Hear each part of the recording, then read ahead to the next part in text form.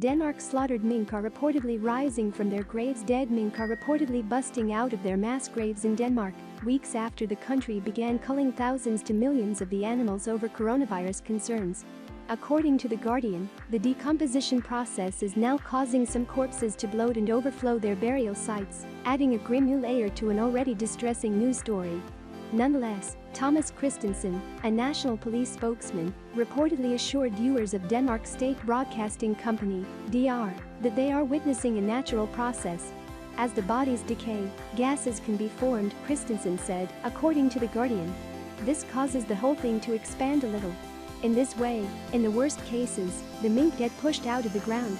The decision to slaughter what began as millions of mink was controversial from the start and stemmed from the discovery that COVID-19 had been spreading through the country's farms. As the world's largest mink pelt exporter, Denmark was home to as many as 15 to 17 million of the animals before early November.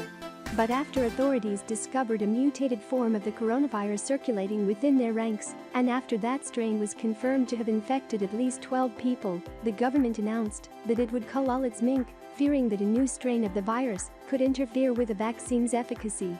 Per the New York Times, it's presently unclear whether or not a mutation might affect inoculation efforts, but regardless, the slaughter prompted public backlash and disputes within the government.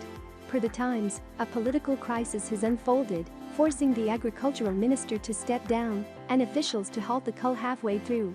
Now, they are refocusing only on areas where the mutated strain had been detected.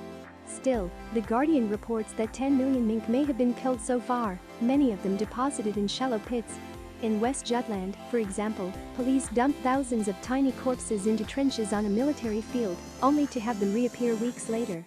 According to The Guardian, Kristensen insisted that this is merely the unfortunate side effect of the region's light, sandy soil, so now officials must pile on dirt to cover up the bodies.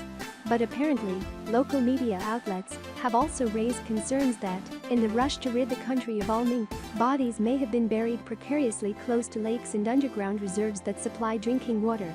Some mayors have reportedly demanded the corpses be disinterred and incinerated. Meanwhile, The Guardian reports that the Danish Environment Ministry will place the area under 24/7 surveillance until a fence goes up to avoid potential problems for animals and humans.